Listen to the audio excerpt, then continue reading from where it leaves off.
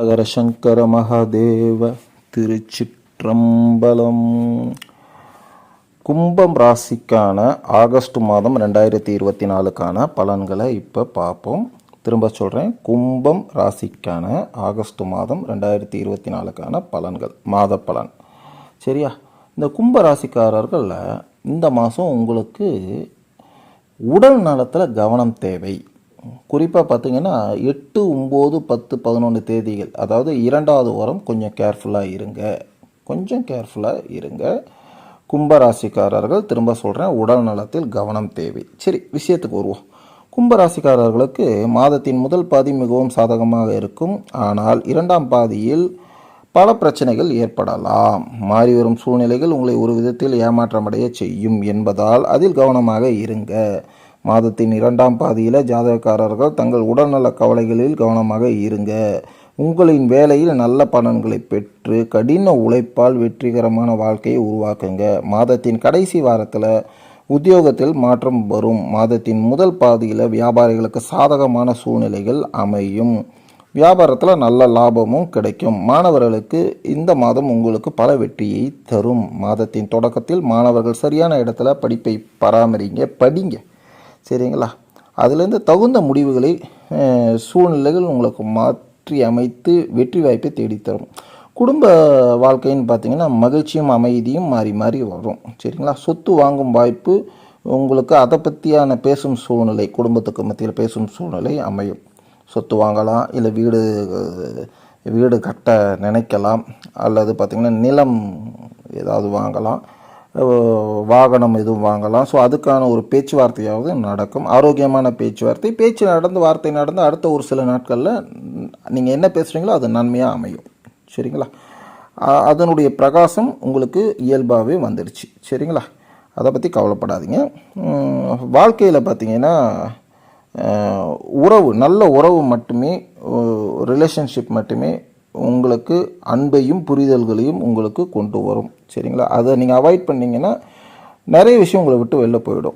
சரிங்களா? வணிகர்கள் தொடர்புடைய செயல்பாடுகள், கொஞ்சம் பார்ட்னர்ஷிப், அதெல்லாம் அதிகமாக நம்ப வேண்டாம். ஒரு வாட்டிக்கு 10 வாட்டி யோசனை பண்ணி செயல்படுங்க.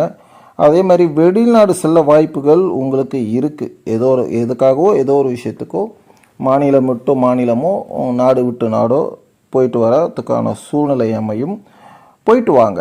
தேவையற்ற பயணம் வேண்டாம். ஸோ அப்படி ஒரு நல்ல விஷயம், வியாபாரத்துக்கான விஷயம்னா போயிட்டு வாங்க. சரிங்களா?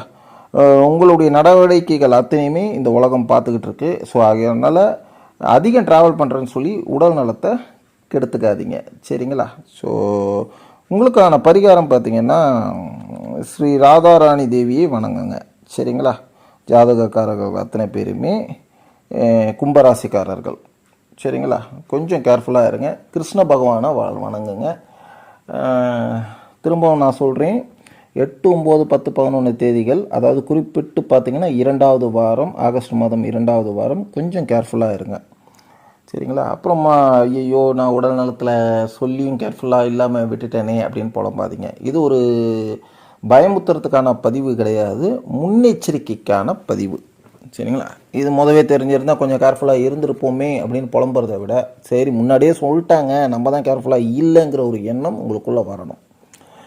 உங்களுக்கு பிடித்த இஷ்ட தெய்வம், குலதெய்வம் சன்னதிகளுக்கு சென்று, நீங்கள் வசிக்கும் பகுதியில் இருக்கும் கோயில்களுக்கு சென்று ஒரு 10 நிமிடம் தினசரியாக தியானம் செய்யுங்க.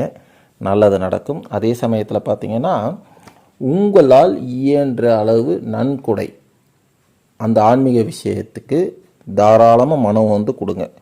நீங்கள் 10 ரூபா கொடுத்தீங்கன்னா தான் அது திரும்ப உங்களுக்கு 100 ரூபாவாக வரும்.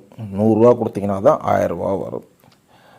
இது நான் கொடுக்க சொல்கிறது கட்டாயம் கிடையாது, மன நிறைவுக்காக கொடுக்க சொல்கிறோம். சரிங்களா? உங்களுக்கும் அந்த விட்டு கொடுக்கும் மனப்பான்மை வரணும். சரிங்களா? இறைவன் கொடுத்தது, அந்த இறைவனுக்கு நீங்கள் ஒன்றும் கொடுத்து ஆக போகிறது கிடையாது. உங்களுக்கு நீ வரும்போது எதையுமே எடுத்துகிட்டு வரல, திரும்ப நம்ம கொண்டு போகும்போது எதையும் கொண்டு போகிறது கிடையாது. ஆகையால் இறைவன் கொடுத்ததை நான் திரும்ப இறைவனுக்கு கொடுக்குறேன் அப்படின்னு மனம் நீங்கள் எந்த அளவுக்கு இறங்கி நீங்கள் நன்கொடை ஆன்மீக விஷயத்துக்கு தெரியுங்களோ, அதை விட 100 மடங்கு, 10 மடங்கு, 100 மடங்கு திரும்ப உங்களுக்கு வந்து சேரும். நீங்கள் எண்ணிக்கை முக்கியம் அல்ல, எண்ணம் தான் முக்கியம்.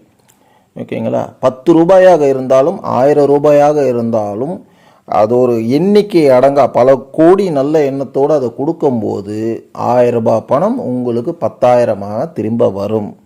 உண்மை, சத்திய வாக்கு இது. ஆகையால் எந்த சூழ்நிலையிலும் கவலைகள் வேண்டாம், கவலைப்படாதீங்க. முடிஞ்ச அளவுக்கு நான் திரும்ப சொல்கிறேன், ஆன்மீக விஷயங்களுக்கு ஏதோ உங்களால் என்ற நன்கொடையை வழங்குங்க.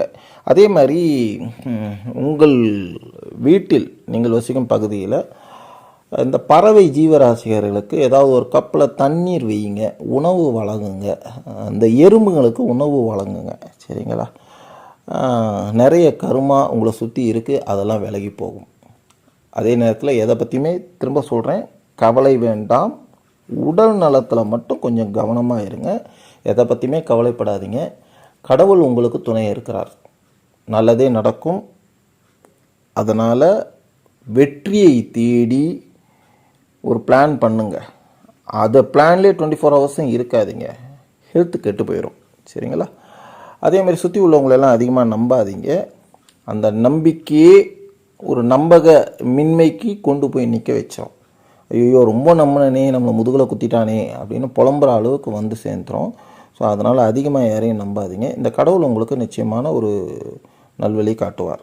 சரிங்களா? எதை பற்றியுமே கவலைப்படாதீங்க. நல்லதே நடக்கட்டும். நாராயணா. வாழ்க வளமுடன், வாழ்க வளமுடன், வாழ்க வளமுடன்.